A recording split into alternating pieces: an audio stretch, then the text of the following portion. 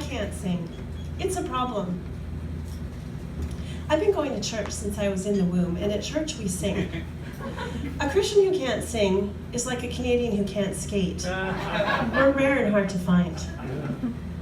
I also can't dance, but that's not a problem, because Mennonites have carefully used gene selection breeding to eliminate any dancing ability.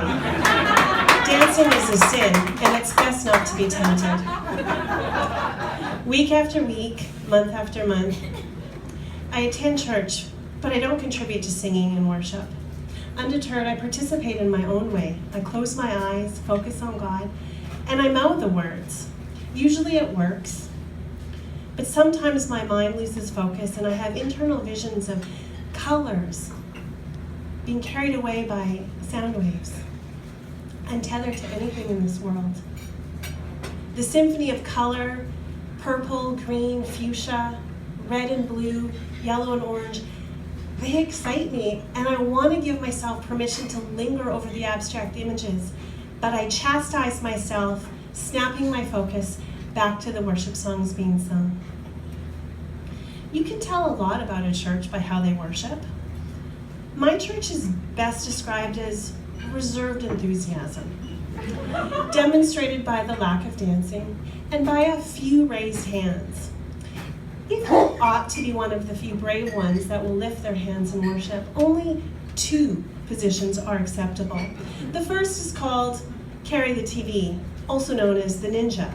With this position, your hands are in front of you, palms up, just below the waist, like you're carrying a TV.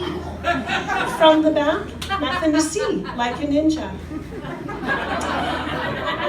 The alternate position is called I brought a lasagna. Hands are a little higher, a little more visible, but not offendable.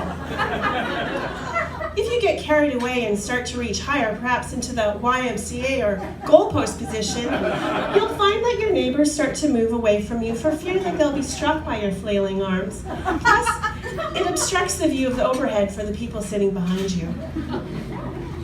At 35, I go to a different church. Unlike my church, this church is wild. I don't know what to do, so I don't do anything. I stand there, arms crossed in front of me, watching, judging. Nobody is in their seat. They're dancing. Their arms are doing windmills, and then I see them, flags, flashes of color floating on air. I am mesmerized. For the first time, I am seeing in person what I have seen in my mind's eye for decades. Immediately, I'm drawn to them, and I want to try using them, but I'm inhibited. What if I hit myself? What if I hit others? And more importantly, they're dancing, and that's wrong.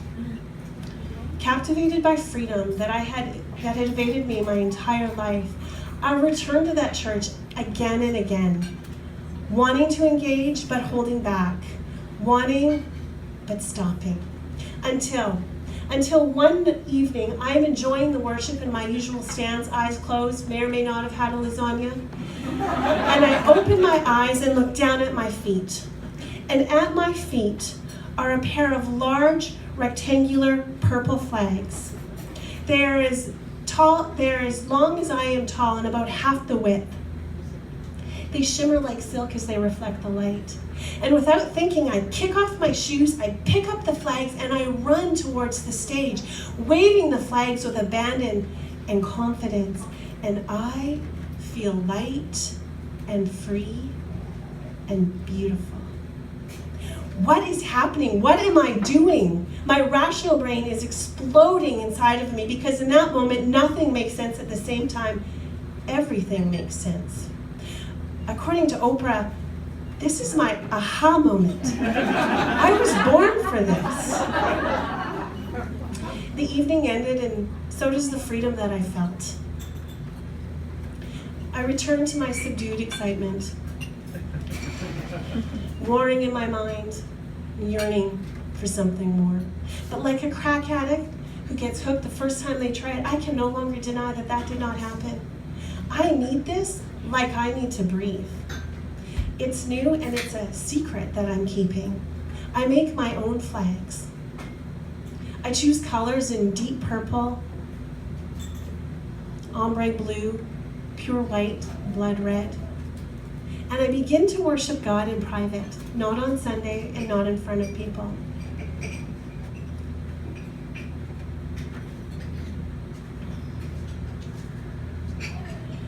My spirit is engaged. And I understand God's thoughts about worship and flags and dance and color.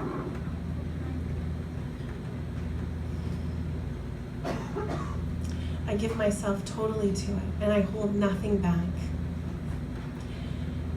And by finding my freedom in dance, I also find my voice. It doesn't matter how I sound. For the first time in my adult life, I open my mouth and I sing. I love you, Lord, and I lift my voice to worship you. Oh, my soul, rejoice. Take joy, my King,